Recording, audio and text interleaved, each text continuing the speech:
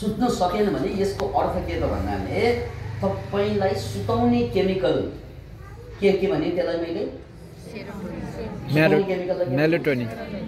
Melatonin सुताउने chemical melatonin बनाउने र material चाहिँ के रे सेरोटोनिन। अनि सेरोटोनिन पुगेन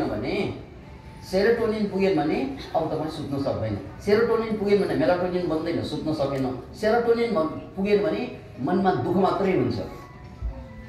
सबै छ, छोरा ठिक छ, छोरी ठिक छ, घर पनि ठिक छ, सबै कुरा ठिक छ, तर मनमा चैन नै छैन, बेचैन छ। किन बेचैन भएको भन्नाले थाहा नै छैन किन भयो। ऊ दुःखी छ। यस्तो दुःखी मान्छेले अरूलाई दुःखी बनाउँछ।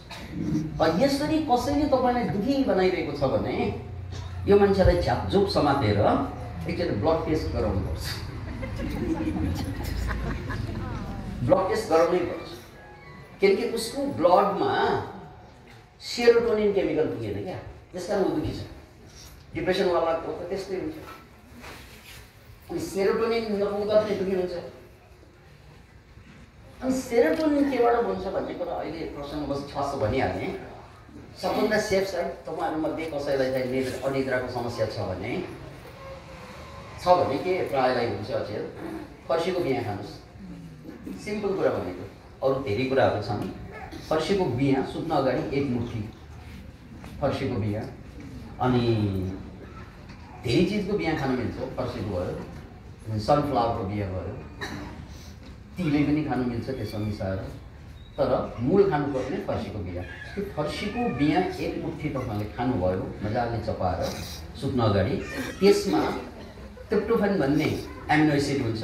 त्यही ट्रिप्टोफेन गएर सेरोटोनिन बन्छ, त्यही सेरोटोनिन मेलाटोनिन बन्छ, त्यही मेलाटोनिनले सुताउँछ। अनि मस्तसँग सुत्न सक्ने मान्छे फ्रेस भएर उठ्न सक्छ। त्यसकारण त्यस्ता मान्छेलाई डिप्रेसन हुने चान्स चाहिँ कम हुन्छ। त्यसकारण छोराछोरी कसैले मलाई निद्रा लागेन, निद्रा कमजोर छ भने अब सतर्क हुनुपर्छ। अब उसलाई चाहिँ घरै बेचेर पनि फर्सीको बिहा खुवाउनु पर्छ। यो रमाइलो गर्नलाई भनेको, किनकि फर्सीको बिहा खुवाउनलाई घर बेच्नु पर्दैन।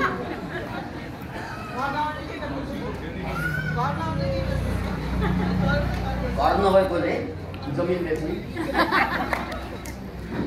ओके, जससँग जे छ त्यही बेच्ने,